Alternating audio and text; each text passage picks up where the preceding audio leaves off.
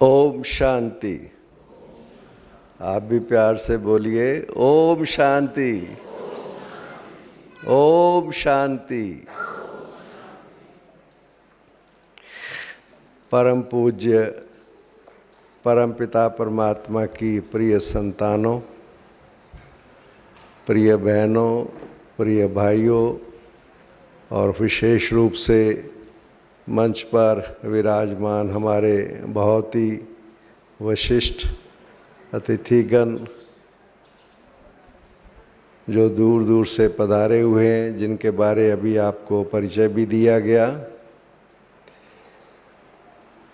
ये बहुत ही बड़ी खुशी की बात है कि आप सब यहाँ पहुँच गए।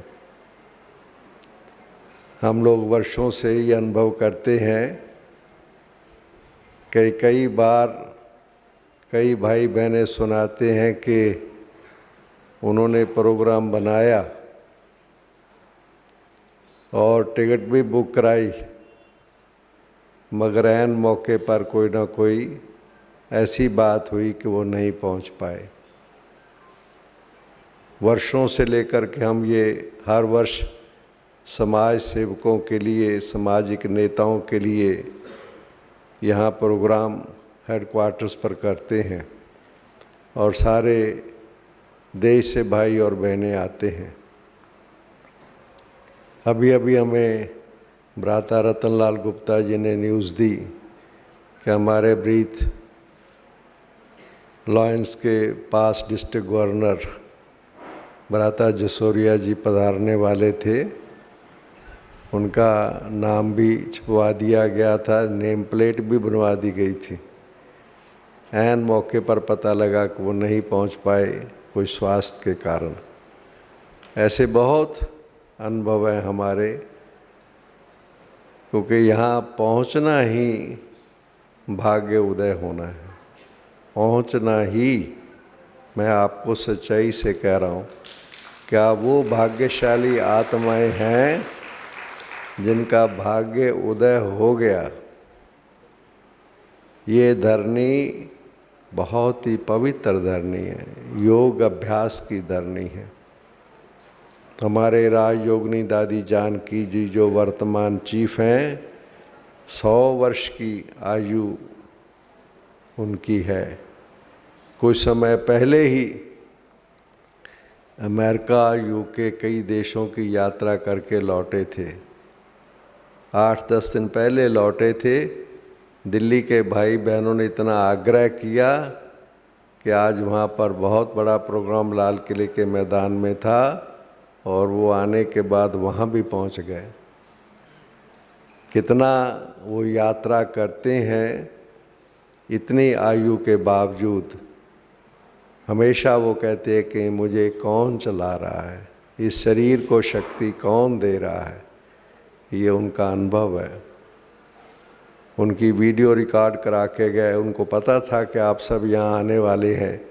मुझे ख़ास बुलाया उन्होंने अपने कमरे में नीचे, जहाँ वो निवास करते हैं। कहा कि मैं उस मौके पर समाज के जो विशेष कार्य करने वाले बहन और भाई हैं उनसे मैं नहीं मिल पाऊँगी, मगर मेरे मन में उनके लिए क्या है वो मैं वीडियो रिकॉर्ड करा के जाती हूँ। अभी आप सुनेंगे थोड़ी देर के बाद। इतना प्यार है, और ख़ास जब वो सुनते हैं कि समाज सेवा से जुड़े हुए भाई और बहनें आ रहे हैं। क्योंकि हर एक व्यक्ति का जीवन महत्वपूर्ण है। जो भी समाज में, सारे विश्व में कहीं पर भी है, हर एक व्यक्ति अपने में, अपने ढंग से महान है। उसकी सोच, विचार,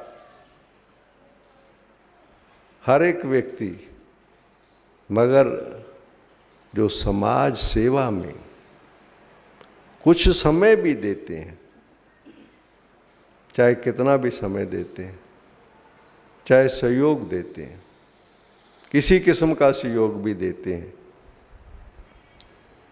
क्योंकि आज के समय में किसी के दुख दर्द को महसूस करना,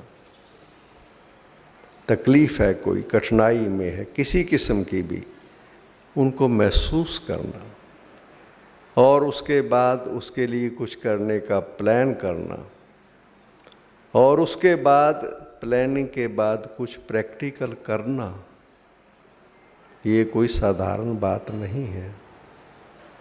इसलिए तो कहते हैं कि जीना उसी का है जो दूसरों के लिए जिए, अपने लिए जिए तो क्या जिए। इसलिए आप सब भाई और बहनें जो यहाँ पधारे हैं, चाहे वो किसी राष्ट्रीय या अंतर्राष्ट्रीय संगठन से जुड़े हुए हैं या कोई स्थानीय समाज सेवी संस्था से जुड़े हुए हैं या व्यक्तिगत रूप में भी अंदर में भावना ये रहती है कि हम कुछ दूसरों के लिए कुछ कर पाएँ, इसलिए आपका यहाँ पर आना, इस कैंपस में आना, ये विशेष बात है। मैंने देखा है कि जब समाज सेवी नेताओं के लिए हम प्रोग्राम करते हैं तो सारे हमारे इस कैंपस में वाइब्रेशन में फ़र्क पड़ता है। अभी हमने फरवरी के लास्ट में हमारा जो शांतिवन कैंपस है नीचे, वहाँ पर एक विशाल कार्यक्रम रखा था समाज सेवी के लिए, जिसमें मैं समझता हूँ 4000 से भी ज़्यादा सारे भारत से भाई और बहनें जो समाज सेवा से जुड़े हैं वो वहाँ पर आए थे। काफ़ी बड़ा प्रोग्राम था। पंजाब और हरियाणा के राज्यपाल महोदय उनका उद्घाटन करने के लिए ख़ास चंडीगढ़ से आए थे और भी काफ़ी भाई बहनें उसमें पधारे थे। इसलिए आप सब का आने से, अभी आपने सुना ना गीत में भी कि मौसम में भी परिवर्तन हो गया है। कहते भी हैं कि आप आए बहार आई, हम तो कहते आप आए बौछार आई। यहाँ की गर्म हवा में फ़र्क पड़ गया, ठंडक हो गई। तो इसलिए आपका आना बहुत ही विशेष है।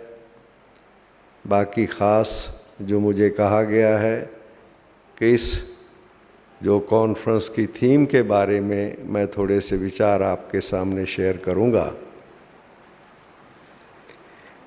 ये जो थीम है जिसे आप पढ़ रहे हैं यहाँ पर, value based society, spirituality and Raj yoga, आप देखिए यहाँ आपको अच्छा टाइम मिलेगा। चाहे कोई एक दिन के 2-3 दिन के लिए भी आए हैं, बहुत अच्छा टाइम आपको मिलेगा अगर उसका आप ठीक प्रयोग करें। आप एक काम करना, आप अंदर में खुद विचार करना, खुद सोचना कि आपको आपकी अंदर क्या थॉट्स हैं, क्या संकल्प चलता है। परिवार में रहते हैं, समाज में रहते हैं, सारे आप लोग रह रहे हैं ना, सब समाज में भी रह रहे हैं, परिवार में भी रह रहे हैं। आपको कैसा समाज चाहिए, क्या लगता है? आप जी तो रहे हैं, परिवार में आपके साथ कुछ लोग हैं, परिवार में हैं, साथ में अड़ोस पड़ोस में है, समाज में है, जहाँ हम काम करते हैं वहाँ भी कुछ लोग हैं आपके साथ। आप अंदर से आप देखिए, विचार कीजिए कि ये जो कुछ भी आपको लगता है ये ठीक है या कुछ और चाहिए, कुछ और होना चाहिए। खुद सोचिए, आप देखिए विजन आपके सामने क्या बनता है। ये जो कुछ भी है, हमारा परिवार है, संबंध है, जो भी लोग हमारे साथ रहते हैं, हम जोरदार ताली बजा के हमारे आज के इस कार्यक्रम की अध्यक्षा हमारे इस ईश्वरी विश्वविद्यालय के संयुक्त मुख्य प्रशासिका राजयोगिनी दादी रतन मोहिनी जी पहुँचे हैं। उन्हें जोरदार ताली बजा के अभिनंदन करेंगे।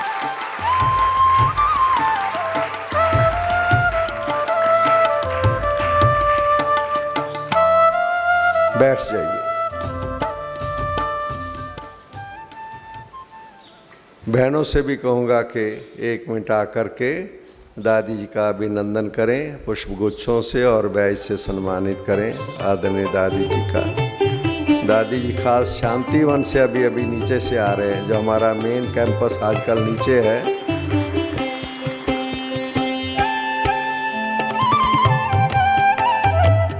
उनके साथ हमारे लीला बहन जी भी आए, उनका भी जोरदार ताली बजा के अभिनंदन करते हैं। तो मैं आपसे ये निवेदन कर रहा था आज के विषय के बारे में। ये विषय जो रखा गया है, ये कोई भाषण या एकेडमिक लेक्चर जिसे हम कहते हैं ना, प्रवचन, उस भावना से नहीं रखा है। हमारी भावना ये है कि आपके मन में क्या है, आप क्या सोचते हैं। सोचते तो आप ज़रूर हैं, चाहे आप परिवार में रह रहे हैं, पति पत्नी का संबंध है, बच्चे हैं, घर में रह रहे हैं, जहाँ आप काम करते हैं वहाँ रहते हैं, कुछ लोग आपके साथ हैं, उनके साथ आप रहते हैं। अच्छा, दूसरा है कि जिस गवर्नमेंट के साथ कहाँ भी, उनके साथ भी आपका कारोबार है। आपको क्या लगता है, क्या महसूस होता है कि कुछ परिवर्तन हो रहे हैं? आज से जो हमारे यहाँ बुज़ुर्ग बैठे हुए हैं, उनके भी बुज़ुर्ग उनके साथ हो रहे हैं। हमारे ग्रेट ग्रैंडफादर, कैसा उनका जीवन था, कैसे वो लोग रहते थे, आपने देखा हो या उनके बारे में सुना हो, क्या आपको लगता है? संभव है कि उनके पास ऐसे साधन नहीं थे जैसे आज हमारे पास है। हो सकता है कि उनके पास कोठियां नहीं थी, वो कोठे में रहते थे। उनके पास सोफा सेट नहीं थे। उनके पास जो आजकल के हमारे परिवार के अंदर सब साधन हैं, साइंस ने दिए हैं और चीज़ें दी हैं, अच्छा है, ये चीज़ें उनके पास नहीं थी। मगर कुछ उनके पास जो चीज़ थी जो अब नहीं है। आपको लगता है ऐसा? लगता है कि उनके पास क्या चीज़ थी? जो उनके पास वो चीज़ थी कि वो वैल्यू से कंप्रोमाइज नहीं करते थे। नो, गलत है, नहीं करना, कंप्रोमाइज नहीं करते थे। उनका वैल्यू सिस्टम स्ट्रांग था। बाहर का धार्मिक स्वरूप उनका कम नजर आता था, मगर धर्म उनके आचरण में नजर आता था। आपने देखा होगा, ये उनका जीवन था। आज क्या हो गया है? आज हम किताबों में सिर्फ रह गया रिस्पेक्ट टू एल्डर्स। कहाँ रिस्पेक्ट टू एल्डर्स आज नजर आती है? मैं विदेशों में भी कई जगह पर गया, फिर भी मुझे ऐसे लगता है कि हमारा देश, भारत देश, आज भी मैं सच्चाई से कहता हूं कि बहुतों से बहुत अच्छा है, बहुत अच्छा है। आज हमारे भी यहाँ ओल्ड एज होम बनने लगे हैं। बुजुर्गों को हम सब कुछ खाना पीना देते हैं। हमारी एक बहन जी बड़ी अच्छी बात सुनाते हैं, मुझे वो याद आ गई। कहते एक बुजुर्ग घर में रहते थे, जब बुजुर्ग हो गए, खांसी बांसी आती थी, तो उनका बच्चा कहता है, डैडी मेरे गेस्ट वेस्ट आते रहते हैं ना, आपको हम अपने 2nd फ्लोर पर शिफ्ट कर देते हैं, बड़ा अच्छा है, आपको घंटी दे देते हैं, आप घंटी बजाना, हम फटाफट आ जाया करेंगे, आपको कोई तकलीफ़ नहीं होगी। यहाँ पर ज़रा आपको खांसी ये वो होता रहता है, तो गेस्ट आते हैं तो प्रॉब्लम होती है। उसने कहा अच्छा बेटा, ऊपर ले गए उनको। एक दिन घंटी नहीं बजी, रोज़ घंटी बजती थी, सामान चीज़ पहुँच जाती थी, घंटी नहीं बजी। वो फिक्र में पड़ गए, ऊपर गए, कि पिताजी वो घंटी नहीं बजी, क्या बात है? वो बेटा घंटी मिल नहीं रही, आज कहाँ है? उनका पोता छोटा साथ में चला गया ऊपर, कहता है घंटी मेरे पास है। कहता है क्यों? कहता है पिताजी जब आप बूढ़े हो गए तो आपको दूंगा। देखिए हम कैसा हम चाहते हैं, do unto others as you wish to be done by. इस पर ही आप विचार कीजिए कि हम आगे हमारा क्या है, क्या भविष्य है हमारा। अगर आज हम अपने वैल्यू सिस्टम्स को आज छोड़ते चले जा रहे हैं, छोड़ रहे हैं, हम लोग कंप्रोमाइज कर रहे हैं। कितने परिवार हैं मैं जानता हूं जो कहते हैं हम अपने बच्चों को कुछ कह नहीं सकते। अपने बच्चों को कहने में भी डर लगता है, कहीं इमोशनल ना हो जाएं। हमारे पास तो रहें, कम से कम पास तो रहें, कैसे भी हैं ठीक है। कंप्रोमाइज़ करते हैं, उनको अच्छा नहीं लगता है।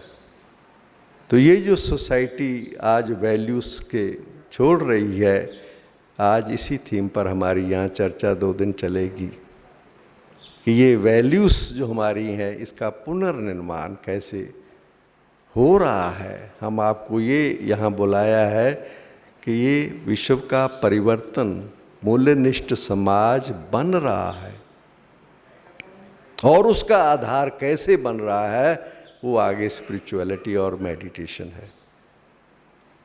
आप यहाँ पर, मुझे पूरा विश्वास है कि आप सिर्फ घूमने फिरने का ध्यान ना रखो। मैं आपको सच्चाई से बताता हूँ, घूमने फिरने के लिए तो बहुत टाइम मिल जाएगा। बड़े हिल स्टेशंस हैं जहाँ आप जाओ घूमने फिरने के लिए। यहाँ हमारे एक एक ये जो हमारे प्रोग्राम बुकलेट में आपको मिला है उसकी आप वैल्यू समझिए, फिर आपको ये चीज़ नहीं मिलेगी, कहीं नहीं मिलेगी।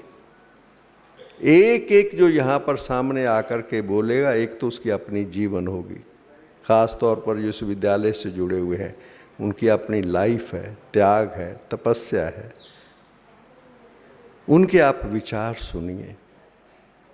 और जो सुबह का सेशन है मेडिटेशन का, ये आप देखिए। आज ये जो वैल्यू सिस्टम्स बिगड़ा है उसका आधार है कि आज हम सब कुछ, सबके लिए हमारे पास टाइम है, मगर हमारे पास अपने लिए टाइम नहीं है। हम कुछ समय के लिए बैठें, अंदर में अपने बारे में सोचें, ईश्वर से जुड़े। मेडिटेशन का मैंने कोई, ये तो ठीक है, अभी आप सुन रहे थे कि योगा डे है, कल को बड़ा कुछ होने वाला है, फिजिकल के लिए अच्छी बातें हैं, मगर ये विद्यालय कहता है कि नहीं, मन ईश्वर से जुड़े। राजयोग, मन ईश्वर से जुड़े, ईश्वर की शक्ति हमारे अंदर के जो कमी कमज़ोरियों को दूर करे। जब प्रकाश आता है अंधकार भाग जाता है।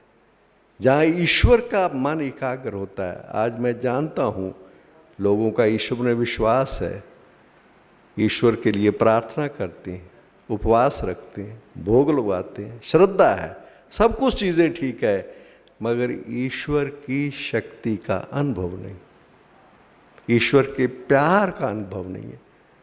हमें दैहिक प्यार का संबंधों का अनुभव है, जो हमारा सर्व संबंध है, तुम्हें माता से पिता, तुम्हें बंधु से सखा, उसका अनुभव नहीं है।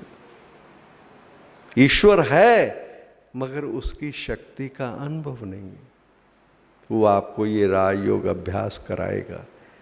और जब ईश्वर की शक्ति अंदर आती है, इसी को अध्यात्म कहते हैं। अध्यात्म का माना अपने को और ईश्वर को जानना और उससे जुड़ना, इसको हम स्पिरिचुअलिटी, अध्यात्म।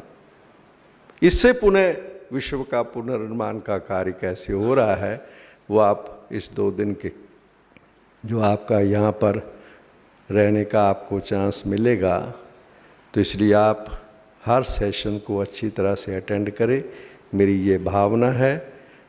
और किसी को कठिनाई हो किसी किस्म की, निसंकोच आप हमारे से मिल सकते हैं। आपकी यहाँ पर जो स्टे है, आपका रहना है, वो सुविधाजनक हो, और जब यहाँ से आप लौटें तो एक नया दृष्टिकोण, एक नई सोच, एक नई जिंदगी लेकर के लौटें, यही मेरी कामना है। धन्यवाद। ओम शांति।